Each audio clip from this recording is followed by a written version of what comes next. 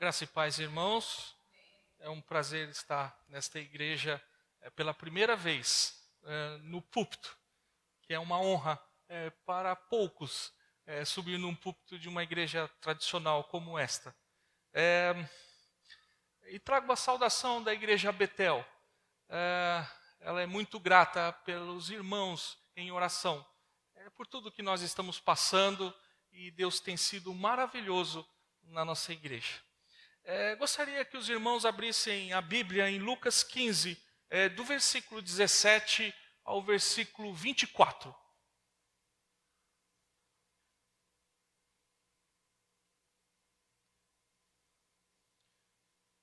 Lucas 15, do versículo 17 ao versículo 24. Vamos fazer esta leitura alternada. Assim nos diz a palavra de Deus. Caindo em si, ele disse: quantos empregados do meu pai têm cuidado, comida de sobra, e eu aqui morrendo de fome?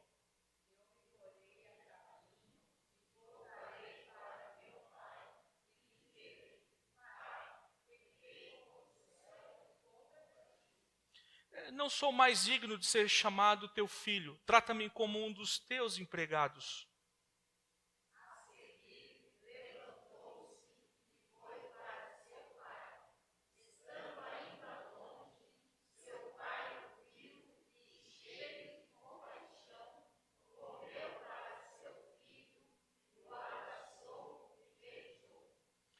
O filho lhe disse: pai, pequei contra o céu e contra ti. Não sou mais digno de ser chamado teu filho.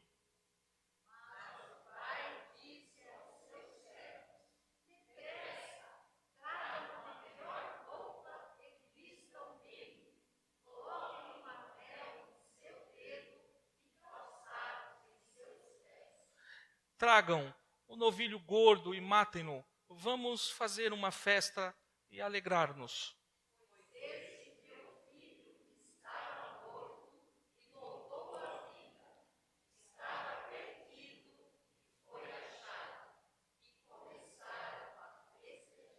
Amém. Deus, obrigado, Pai, por esta manhã. Estamos reunidos para aprender um pouco mais da Tua palavra. Que Teu Santo Espírito possa vir até nós, ó Pai. Abrir os nossos ouvidos, abrir os nossos corações para aprendermos um pouco mais da Tua palavra. Tudo isso nós pedimos em nome de Jesus Cristo, Teu Filho amado. Amém. O reverendo Sandro está pregando aqui muito além de Noel, ou muito além do Natal. No domingo passado ele falou sobre a paz. É tão interessante porque nós em dezembro comemoramos muitas coisas importantes e parece que só comemoramos nesta data. Parece que esta data é uma super data. Não existe data superior do ano do que essa. E nós queremos falar um pouco sobre a palavra de Deus. O que Deus tem falado através da sua palavra, para que possamos fazer todos os dias, todos os meses do ano. O reverendo Sandro, eu ouvi a pregação dele um pouco, e ele fala sobre como os homens têm um interesse muito grande pela paz. Nós temos a ONU, que é um símbolo da paz para o mundo. O mundo grita em busca da paz. Todos querem a tão sonhada paz que nunca chega. E se existe algo que o homem busca muitos anos, por séculos, é a paz. Nós vemos isso na Bíblia. E não é uma busca apenas deste século, mas de todos os séculos e milênios. Seria tão difícil alcançar a paz? Eu pergunto para os irmãos. Eu tenho duas respostas para isso. A primeira é difícil. A segunda é fácil. É difícil para aqueles que têm fabricado a paz. Uma paz sintética, aparente, ou isto quer dizer que é conveniente. É interessante porque no Natal se produz muita paz, mas é apenas uma paz sintética. Mas nós devemos buscar outro tipo de paz, porque o mundo busca uma paz que não renuncia. A paz que o mundo busca não é uma paz humilde, não é uma paz de mansidão, não domina o homem próprio, não é o verdadeiro amor, é uma paz falsa. E nós pegamos essa paz falsa e trazemos para a nossa vida. Mas tem a fácil. E qual seria a fácil? Um coração quebrantado. O amor, o perdão, que eu vou falar hoje sobre perdão. A conversão, essa é a fácil. E o arrependimento. Mas isso só ocorre em 2 lugares. Em uma família cristã e na casa de Deus. Fora disso, não existe possibilidades de outro tipo de paz. E a paz que o mundo oferece é uma falsa paz. Eu gostaria de falar para os irmãos sobre 5 mulheres. E eu quero que os irmãos comecem a puxar pela memória essas 5 mulheres. Tamar. Alguém já ouviu falar de Tamar? Tamar, ela casou com o filho de Judá, o primeiro. E ele não deu filho e morreu. Na cultura judaica, quando o marido morre e não deixa um herdeiro, ela passa para o próximo irmão. E agora ela vai casar com Onã, o qual também agia mal. Também não deixou filhos e morreu. E agora sobra um jovem, provavelmente um adolescente, homem, e teria que ser passado para ele agora o casamento. Mas o pai, Judá, adia para que ele não case com essa moça.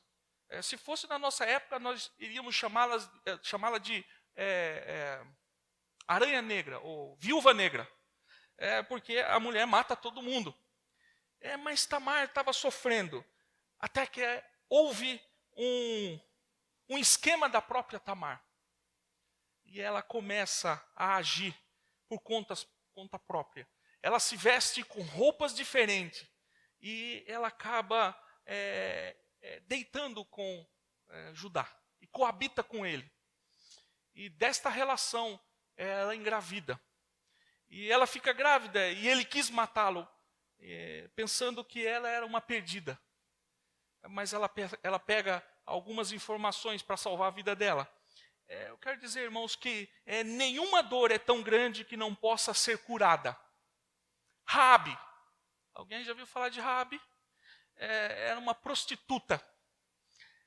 Mesmo assim, teve uma vida completamente restaurada.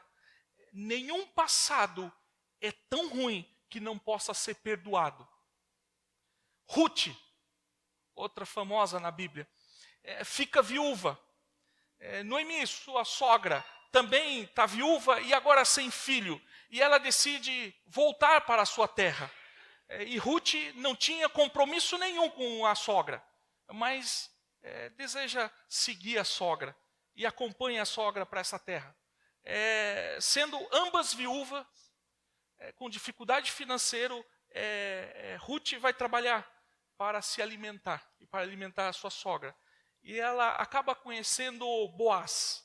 E Boaz era parente do falecido marido de Noemi. E assim Ruth se aproxima de Boaz e se casam. E ela assim tem uma vida abençoada. E nenhuma chance ela teria se tivesse voltado para a terra dela. Nenhum problema é tão grande que não possa ser resolvido. Betseba, outra também bem conhecidinha. Já imaginaram uma mulher casada de propósito ou forçadamente trai o marido? E o marido é assassinado, ele vai para a guerra. E dessa relação nasce uma criança, ou melhor, morre essa criança que foi gerada. E era com o rei Davi, que era segundo o coração de Deus. Mas vem um segundo filho, e esse segundo filho, sim, nos deixa um legado. E a sua sabedoria era gigante, até nos dias de hoje. Deixa os livros de Provérbios e Eclesiastes. Problemático com as mulheres. Salomão foi dotado de grande sabedoria, prosperidade e riqueza. Betseba, nenhuma mancha pode ser tão profunda que não possa ser limpa. Agora eu vou falar de uma adolescente. Eu não sei se tem muitos adolescentes aqui. Uma menina de 16 para 17 anos. O nome dela, Maria. Mãe de Jesus. Ela ficou grávida do Espírito Santo. Imagine uma menina entrando aqui na igreja Jardim América e vocês perguntando, você está grávida? E ela falou assim, estou grávida do Espírito Santo. Eu acho que isso não cola muito. E nem naquela época, que era pior ainda, com os fariseus e os religiosos que desejavam matá-la. E mesmo assim, Deus tem uma obra gigante na vida dela. Quais são as chances destas 5 mulheres em nosso ambiente religioso hoje? E qual é a chance destas 5 mulheres serem membros da Igreja Presbiteriana do Brasil? Elas seriam excluídas se não fosse a graça de Deus e a misericórdia de Deus. Elas seriam disciplinadas, elas seriam expulsas de nossas igrejas. Agora, o que essas 5 mulheres têm em comum? Alguém poderia responder para mim? O que elas têm em comum? Tamar, Raabe, Ruth, Betseba e Maria? Elas estão na genealogia de Jesus Cristo. Todas elas entraram na história de Jesus Cristo. Jesus está dizendo, o mundo não quer vocês, o mundo recusa vocês, o mundo acusa vocês, mas eu recebo vocês na minha família. Sabe por quê? Porque família é lugar de perdão. É por isso que nós estamos aqui hoje, irmãos. Porque família é lugar de perdão. Essa história que nós acabamos de ler sobre o filho pródigo ou filho perdido é uma das histórias mais conhecidas, se não a mais conhecida da Bíblia, dando um exemplo e apontando para o perdão. No versículo 17, lá no comecinho, ele responde, então caindo em si, disse, o filho pródigo tinha perdido tudo, ele não tinha mais o dinheiro. O filho pródigo tinha desejado a morte do pai. O filho pródigo acabou com toda a sua herança, mas houve um momento em que talvez a lembrança, talvez a educação recebida desse jovem, ou talvez os valores do pai, talvez o amor, que ele conhecia muito bem dessa família, fizeram que o rapaz, lá no fundo do poço, caísse em si. Quando família é lugar de perdão, quando família é lugar de perdão, todas as pessoas irão cair em si. Colocarão a mão na consciência e se arrependerão. Mas quando vivemos em um ambiente legalista, que infelizmente nós vivemos muito isso nas nossas vidas, quando vivemos num ambiente de confusão dia e noite, e quando vivemos em um ambiente de pessoas que não se amam, em família, isso produzirá um coração e um sentimento de revolta. Eu não sei se os irmãos já perceberam quantas pessoas dizem, eu sou assim por causa do meu pai, eu sou assim por causa da minha mãe, eu sou assim por causa da igreja em que eu frequento, eu sou assim por causa do pastor da igreja, eu sou assim por causa de Deus, eu sou assim por causa da religião. E a lista continua. É muito grande nós colocarmos a culpa em outras pessoas. Quem tem uma estrutura familiar desse tipo, sempre coloca a culpa nos outros. E aqui estava um rapaz que não tinha mérito nenhum. Tudo era contra ele. Perdeu o dinheiro do pai. Tinha desejado a morte do pai. Foge da casa do pai, gasta o dinheiro do pai, mas não há um dia sequer que ele não pense sobre os seus erros. E ele chama a culpa para si. Perceba, ele não colocou a culpa no irmão mais velho. Ele não colocou a culpa no pai, ou na mãe, ou no tio. Mas ele volta-se para si. Porque ele tem uma família estruturada. Porque ele sabia também que família é um lugar de perdão. É porque eu afirmo isso para os irmãos.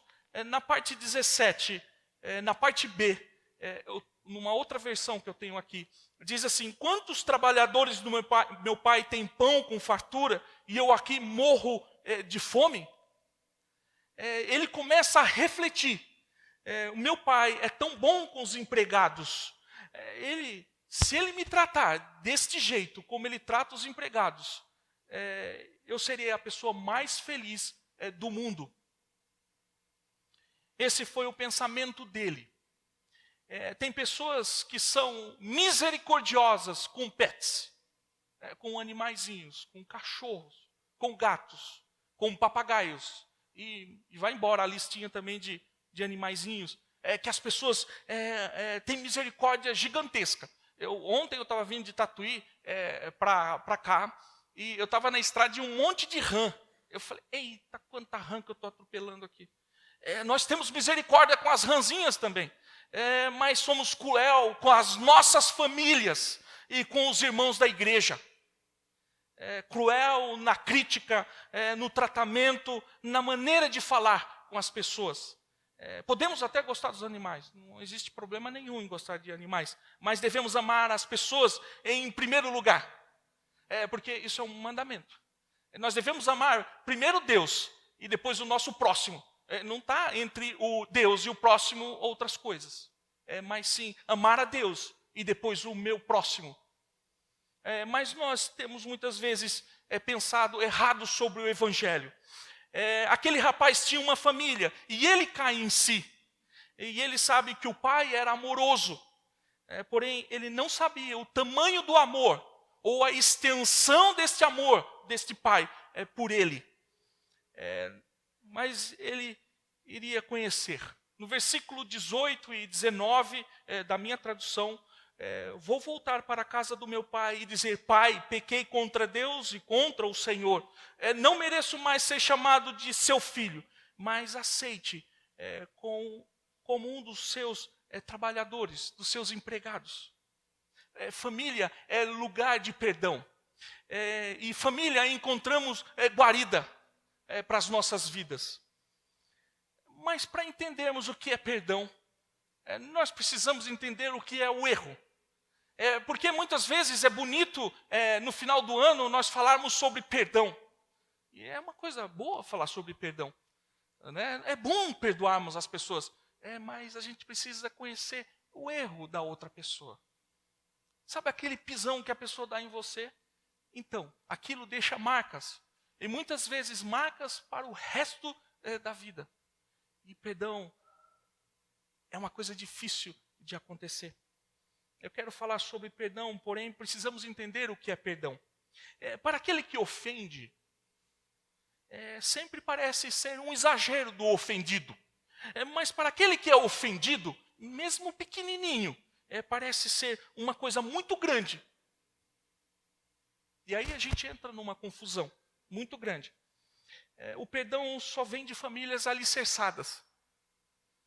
Alicerçadas são famílias que são adultas espirituais. E ser adulto espiritual é uma das coisas mais difíceis que tem. Você sabe por quê? É porque na grande maioria, os evangélicos, os cristãos, eles não são adultos espirituais, mas são meninos espirituais. E irmãos vão encontrar mais meninos espirituais do que adultos espirituais.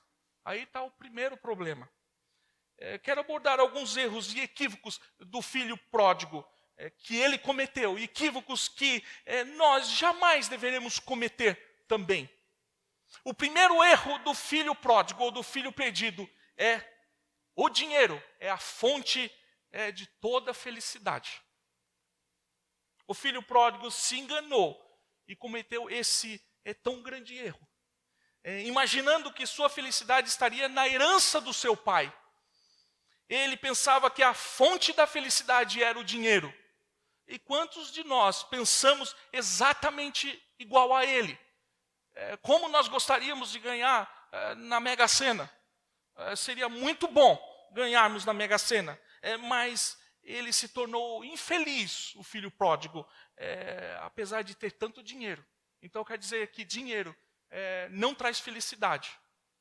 Mas eu quero dizer que traz felicidade. Ele não traz alegria. O dinheiro ajuda. Nós sabemos que o dinheiro ajuda. Como ajuda? Pagar aquelas dívidas. Comprar a coisa que precisamos. Traz conforto. Não tenha dúvida disso. Que realmente traz muito conforto para a nossa vida. É dinheiro. Mas não pode nos dar alegria. Porque a alegria, ela só tem uma única fonte, Deus. E não temos como comprar a alegria de Deus. E há muitas pessoas ricas que não são felizes. Eu vou falar de uma pessoa bem famosa aqui, provavelmente os irmãos conheçam. Cameron Diaz.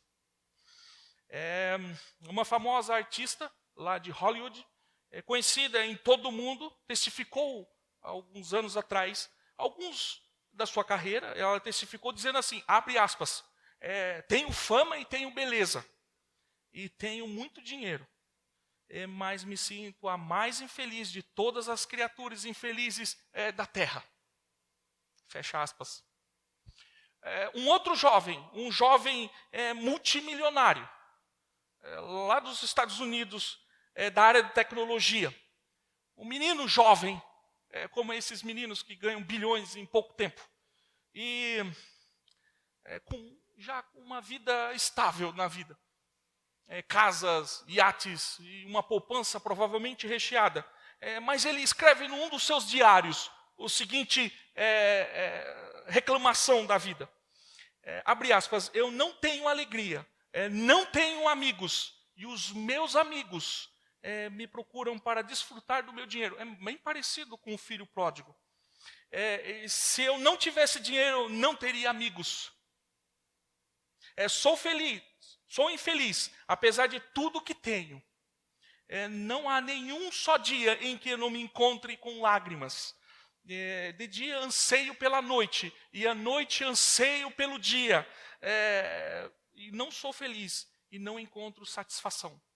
Um desses dias estressantes da vida dele, ele pega uma arma, aponta para a cabeça, puxa o gatilho, e a vida está finalizada.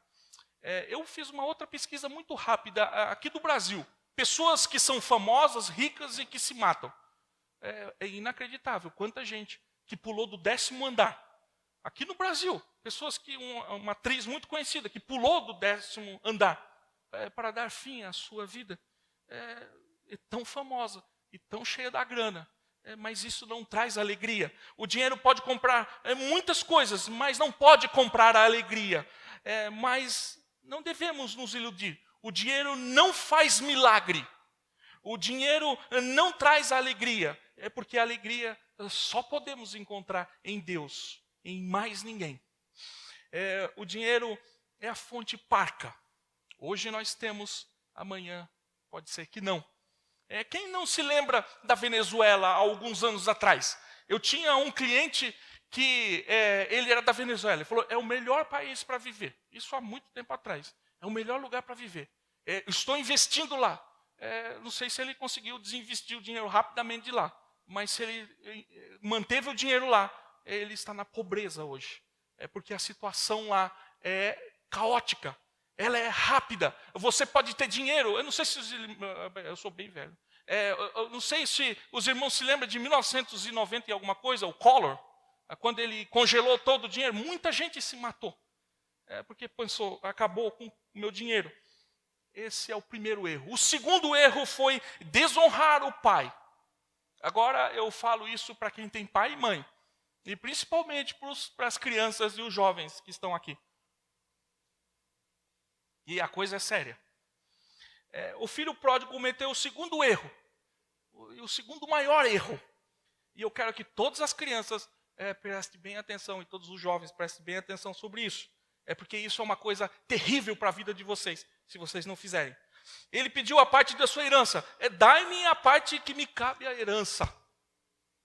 Ele não tinha esse direito de fazer isso. Isso foi uma falta de respeito para com seu pai.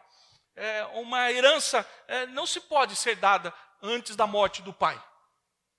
Ele não tinha esse direito. Ele desafiou a autoridade do pai, usurpando-lhe um direito que não tinha, um dinheiro que não tinha. A Bíblia nos diz, agora começa, algumas crianças saíram, né? 20, versículo 12. Honra o teu pai e tua mãe, para que se prolongue os teus dias na terra que o Senhor, teu Deus, te dá. Esse é o 5º mandamento. E o primeiro mandamento com promessa. Olha que importante. É o primeiro com promessa. Para que se prolongue os teus dias na terra. Há muitos filhos que estão desonrando os seus pais em suas atitudes. Eles desonram e desobedecem os pais, ridicularizam os pais. Eu não sei se ainda chama quadrado, né? Pai quadrado. Traindo a confiança dos pais e são ingratos. Que é o pior de tudo. Quando as crianças são ingratas. Não reconhecem todo o sacrifício. Os pais dão uma vida maravilhosa para os filhos. Dão tudo. Celular, escola particular. E vai embora a lista. Coisa que muitas vezes os pais não tiveram quando crianças. Mas os filhos não reconhecem isso. É por isso que tem gente, não no Brasil, infelizmente, mas ricos bilionários fora do país, que não dão nem um centavo para os filhos. É os filhos que se viram.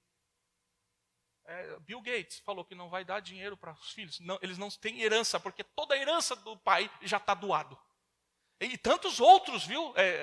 Job, aquele que morreu também, do Apple, os filhos não tinham tablet, não tinham celular, não tinham nada. É interessante isso, né? Para nós, tudo, para eles, é tudo reservado. Eu não sei se os irmãos se lembram também aqui de um bilionário, Votorantim. Ele também andava com um Monza, sem ar-condicionado, nesse tempo. E ele sendo bilionário. E o filho a mesma coisa. E andava com uma gravatinha quadradinha, o pai. Nós estamos colocando valores onde não se deve colocar. Sabe por quê? Nós devemos sim dar bons cursos, devemos dar boa estrutura para os filhos. Mas cuidado, porque muitas vezes os filhos não reconhecem o sacrifício de você levantar 5 horas da manhã e chegar às 7 horas da noite. E ele chega, meu pai é um chato, porque ele não me dá dinheiro.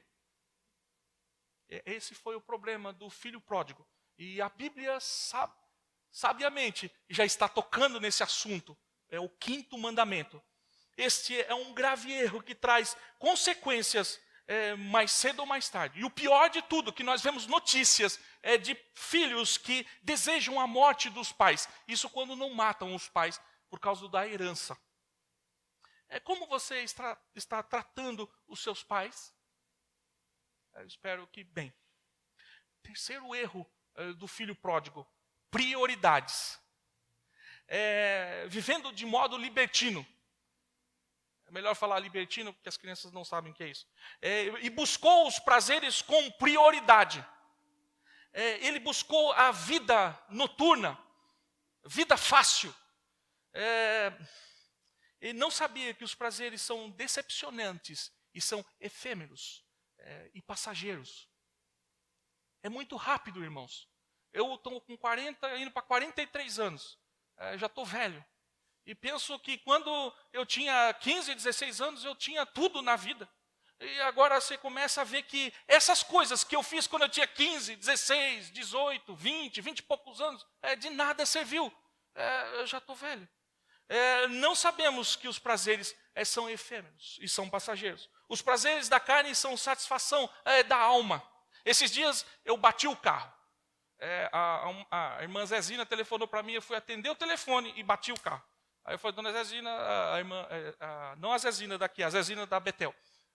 Aí quando eu fui atender o telefone, eu bati o carro da frente. Aí o cara desceu, ele me viu, eu estava com a camiseta clerical, e ele começou a chorar. Ele falou assim, olha, meu pai tem 90 anos, e fica indo em lugares de luz vermelha, para não dizer outra coisa. E eu não sei o que fazer mais. Eu falei, quanto que ficou o prejuízo? Ele falou, não ficou nada, padre. Ore por mim só. Ele achou que eu era padre. Aí eu falei, vamos fazer a oração aqui já para desencarnar tudo isso. Os prazeres da carne que faz com que a pessoa, mesmo com 90 anos, ache isso daí. Crianças, não façam isso. Sejam fiéis aos seus cônjuges.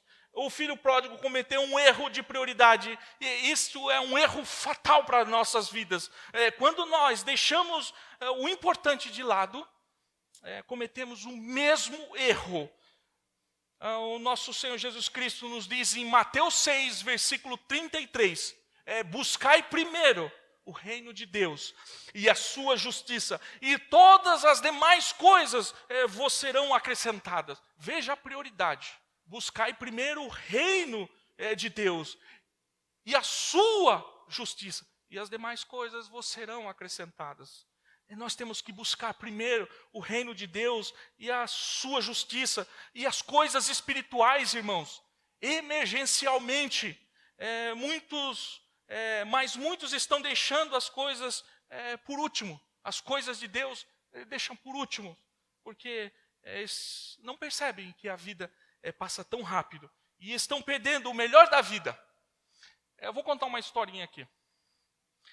Um pastor se dirige a um jovem e pergunta para o jovem, jovem, o que você quer fazer da vida? Qual é o seu alvo?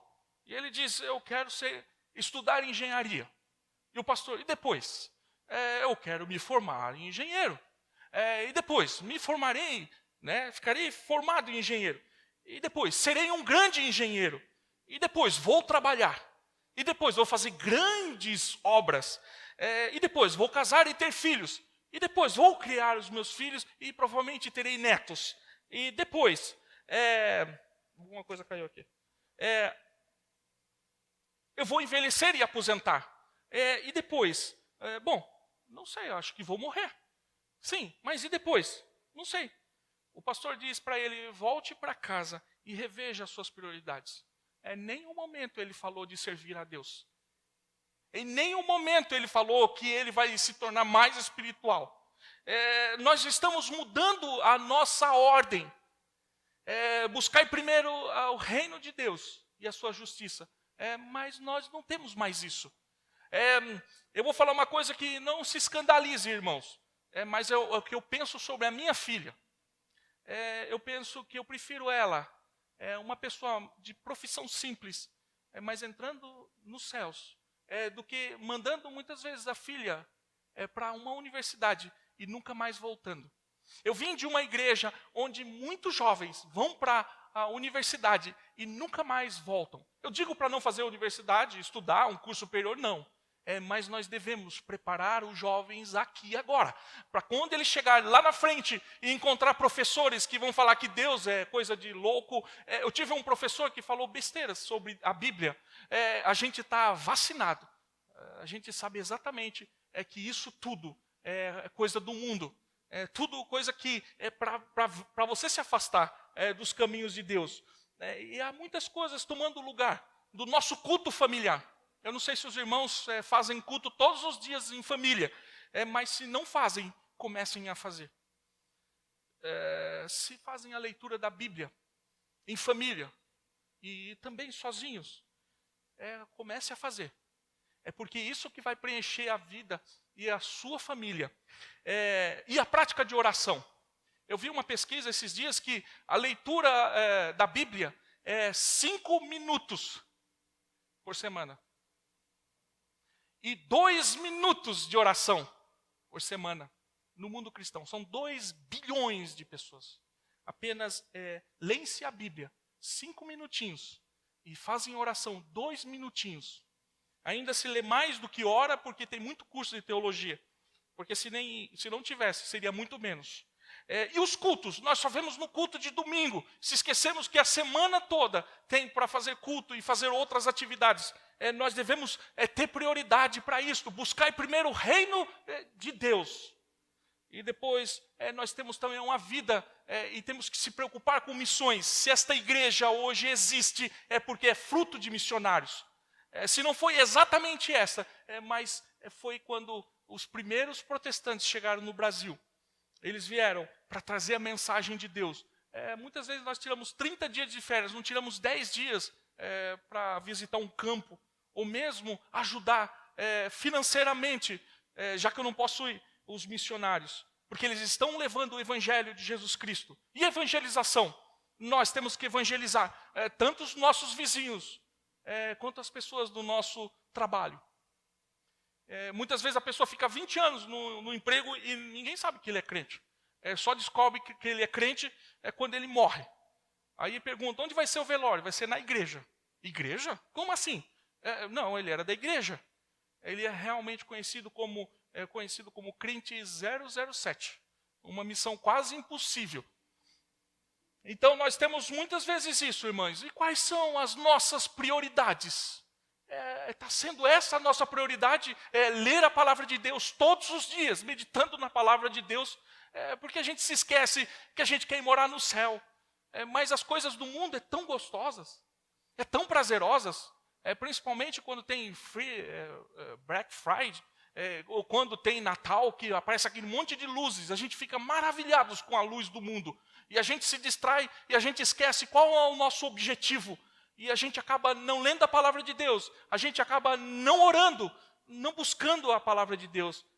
Eu falo uma coisa para os irmãos, reveja, porque o filho pródigo está mostrando o que a gente não deve fazer. O quarto erro foi desperdício. O rapaz acabou com todos os bens, e ele consumiu extravagantemente e desperdiçou. Agora eu vou falar de mim, porque a gente tem que falar da gente também. Eu morava em Tatuí, e morava numa casa de 200 metros quadrados. Aí eu vim morar em Campinas, um apartamento de 75 metros quadrados. Onde enfiar coisa de 200 metros em uma coisa desse tamanho? Aí nós vendemos a metade, uma parte ficou na casa dos meus pais e trouxemos para cá. Semana passada a gente ainda está vendendo coisas que ainda, quando eu entro em casa, eu entro em desespero. Você sabe o que significa isso? Desperdício. Muitas vezes nós desperdiçamos o dinheiro. Muitas vezes nós compramos alguma coisa que não tem utilidade nenhuma. Eu uso uma vez, ou duas, e depois eu encosto do lado e já estou pensando na próxima. Eu quebrei meu celular. Caiu no chão e quebrou o vidro. Aí eu fui mandar arrumar, lá em Tatuí. Cheguei lá, na vitrine tinha vários celulares, e baratinho. Não sei se é por causa da Black Friday, mas enfim. Aí estava por R$490, uns telefones bons. Quando eu digo bom, assim, bom para o meu nível, né? Aí eu falei assim, que maravilha. Aí eu fiquei pensando, será que eu levo? Eu falei, deixo consertando, depois eu volto. Mas aí depois eu fiquei pensando, até na mensagem. Se não fosse a mensagem, acho que eu tinha comprado. Aí eu olhei e eu falei assim, não. Eu vou comprar 2 celulares, sendo que eu tenho um número só. Aí eu vou ter que comprar o segundo, fazer um plano. Aí eu vou estar realmente desperdiçando o meu dinheiro, com tanto suor. E tão difícil que é. Eu quero que os irmãos se lembrem também, quando Jesus Cristo multiplicou os 5 pães e 2 peixes, depois que todo mundo estava satisfeito, o que Jesus fez com o resto? Ele mandou recolher, para que depois, quando sentisse uma fome, você ainda tivesse o pão e os peixes para comer. Vivemos numa sociedade de consumismo. Quando nós ligamos o celular, aparece propaganda. Entre no Face, mais propaganda ainda, por isso que eu saí do Face. Quando você entra no YouTube, é sempre aquelas propagandas no meio do negócio do vídeo que você está assistindo. Né? Quando você sai na rua dirigindo um monte de propaganda, quando você para no farol, vem sempre uma pessoa te oferecendo alguma coisa para você comprar, ou para você compre lá no futuro um apartamento, por exemplo. Vivemos numa sociedade e isso entra na nossa mente, e a gente acha que isso é verdade. E principalmente no Natal, porque o Natal a gente ganha o 13º e torramos o 13º. Veja que coisa ruim. Muitos gastam dinheiro com coisas fúteis. E muitas vezes nós temos gastado nosso dinheiro com coisas fúteis. E esquecemos que o dinheiro não deve ser desperdiçado. Diz um ditado lá em Tatuí, que dinheiro não aguenta desaforo. Depois você tem que trabalhar em dobro. Precisamos evitar os desperdícios, irmãos. Eu conheço uma jovem, eu não vou falar o nome dela nem sobre tortura, que toma banho, 30 minutos de banho, e fica 1 hora na frente do espelho, se rebocando. É um desperdício de tempo e de dinheiro, irmãos. A gente tem que usar esse tempo para fazer coisas importantes para o reino de Deus. O quinto erro do filho pródigo, falta de previsão. Esse é o erro, está relacionado ao anterior. Ele não estava prevendo em tempos de crises. Houve um tempo de fome naquela terra.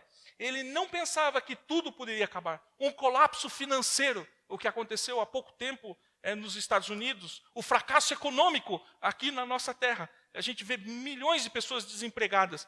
Ele cometeu o erro de não fazer provisão por falta de previsão. E veio a fome. E ele passou fome. Salomão, numa outra tradução, uma outra tradução da tradução que eu peguei, Provérbios 6, do versículo 6, versículo 8. Todo mundo conhece, mas vai ficar muito mais fácil agora. Preguiçoso, aprenda uma lição com as formigas. Eu colocaria formiguinhas aqui ainda. Eles não têm líder, eles não têm chefe, eles não têm governador, mas guardam comida no verão, preparando-se para o inverno. Você pensa no seu futuro? Você pode ter uma poupança, sim, preservar um dinheirinho para tempos difíceis. Nós precisamos uma reserva para o futuro. Temos que aprender a prever o imprevisível. Sexto erro do filho perdido. Falta de preparo. Um menino muito bom. Ele estava lá no campo. Ele era do campo. Ele não tinha profissão nenhuma. E aí veio tempos em que ele precisava trabalhar. Eu não sei se os irmãos sabem que um judeu cuidar de porcos, comer carne de porco já é uma coisa terrível. Imagine trabalhar com um porquinho. Que também tem gente que hoje tem até como pet, porco. Eu não sei o que ele faz de graça, mas enfim. E ele não estava preparado para situações difíceis.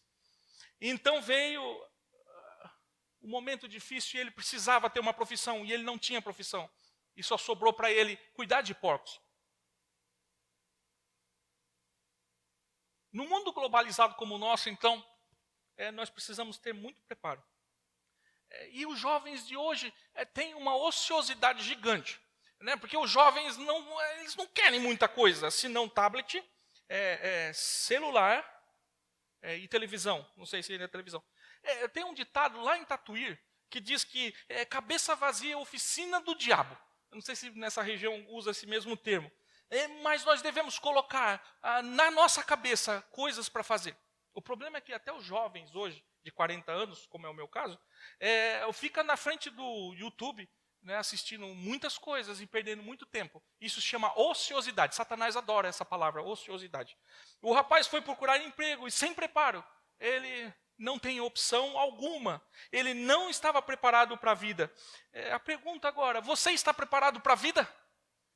Mas eu quero dizer que preparado para a vida espiritual, em primeiro lugar, e material, em segundo lugar. Nós devemos primeiro buscar o reino de Deus e a sua justiça e as demais coisas. O que acontece hoje? Nós temos filhos muitas vezes muito bem preparados para a vida material, mas espiritual, um colapso. Sétimo erro e último, para finalizar os erros. Confiar nas pessoas erradas. Graças a Deus a gente não tem esse problema nessa época. O rapaz confiou em pessoas erradas. E o que diz o texto? Ninguém lhe dava nada. Ele foi bater nas portas dos amigos. E os amigos, nessas horas, ninguém aparece. Para aproveitar o dinheiro, todo mundo aparece. Mas para ajudar no momento difícil, ninguém aparece. São todos ingratos. E ele se encontrava em miséria para ajudar. Ninguém pode satisfazer as nossas necessidades ainda do nosso jeito ainda. E perfeitamente. Somente o nosso Pai Celestial pode nos amparar. Ele é o nosso Deus e que nos sustenta todos os dias. Ele nos sustenta a nossa vida física, mental e espiritual. Somente nele podemos encontrar esta força. Somente em Deus nós encontramos a amizade verdadeira. Ninguém, tão pouco amigos ou parentes, a gente encontra. Muitas vezes parentes só aparecem no Natal. Somente Deus pode nos socorrer nos momentos difíceis. E seja a nossa família, pai e mãe, porque socorre a gente em todas as situações, e também a família cristã, que é a igreja. Porque quando nós temos problemas, o diaconato funciona perfeitamente. Agora nós iremos falar de uma outra coisa. Nós falamos dos erros dele. Mas também agora vamos falar sobre os acertos do filho perdido. Ele teve acertos, ele não teve somente erros. Mas passa tão batido isso no texto. É por isso que eu tirei o filho mais velho do texto. Porque todo mundo foca ainda no filho mais velho. Porque o filho mais velho é o fariseu e que não perdoa, e que precisa ser perdoado. Eu falei, deixa ele de fora para falar, para tentar explicar exatamente qual o problema do filho perdido, tanto nos erros como nos acertos. E principalmente no perdão. Ele também teve acertos, ele teve correntes, ele teve corretas atitudes que devem ser imitadas por nós. A primeira atitude correta que ele teve foi humildade. Lembre-se da primeira parte que nós lemos, ele disse, eu pequei. Ele caiu em si. O filho pródigo reconheceu as suas faltas, os seus erros e os seus pecados. Ele não acusou ninguém. Apenas disse, eu pequei. Eu errei. Eu fui ingrato. Eu pequei contra o céu e diante de ti. Não sou digno de ser chamado teu filho. Trata-me como um dos teus empregados. Jesus diz em Mateus capítulo 5, no versículo 3, nos diz assim, bem-aventurados os humildes de espírito, porque deles é o reino dos céus. Esta é a primeira bem-aventurança de Cristo, no seu famoso sermão. A humildade é indispensável entre filhos e pais, para o bom relacionamento entre famílias. A humildade é indispensável para que quem deseja ser perdoado por Deus, temos que ser humildes para com os nossos irmãos sempre, irmãos. Sempre. Terceiro, arrependimento. Segundo, arrependimento. Ele cai em si, ele se arrepende, ele abandona os erros do passado e volta para o seu lar. E assim que todos temos que fazer, praticar um verdadeiro arrependimento. O arrependimento significa tristeza do pecado, afastamento do mesmo. Devemos fazer como filho, se afastar de tudo isso. O terceiro e último, último acerto dele é confiar no perdão. O filho pródigo sabia que podia confiar no seu pai, no perdão dele, e ele alcançaria esse perdão do pai. Ele confiava no amor do seu pai. Ele sabia que seria recebido de volta. Ele sabia que seria perdoado, porque ele conhecia a família. Tem filhos que somem da casa do pai e nunca mais voltam. Porque não tem esta família unida. Ninguém pode convencê-lo do contrário disso, porque ele viveu nesta família. Nós também podemos confiar no perdão do nosso Deus em Cristo Jesus. Quando a nossa segurança acabar, os nossos amigos se forem, e quando nós estivermos em miséria, o nosso Deus virá com sua mão forte para nos socorrer. Conclusão, irmãos. Deus, na figura do Pai, tem paciência com os filhos pecadores. O pai, descrito na parábola do filho perdido, é muito paciente, mesmo com os erros do filho. É por isso que, para vocês que são pais, nós devemos ter muita paciência com os filhos. Mas nós devemos também educá-los todos os dias para o caminho correto que eles devem andar. Porque se você não educar, o mundo vai educar eles. E o mundo tem educado muitos filhos de crente, infelizmente. Ele não estava preocupado com os bens materiais que o filho tinha perdido, mas com o crescimento do seu filho. Nós ficamos orgulhosos quando os nossos filhos crescem em maturidade. E este pai soube esperar o filho crescer e se arrepender dos seus pecados. A paciência de Deus visa dar tempo para cairmos em si e para nos arrependermos dos nossos pecados.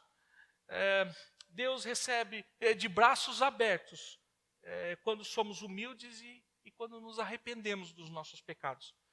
Quando o pai vê o filho voltando, ele diz no versículo 15, no capítulo 15, versículo 32, mas era preciso fazer esta festa para mostrar a nossa alegria, pois este meu filho estava morto e viveu de novo, estava perdido e foi achado.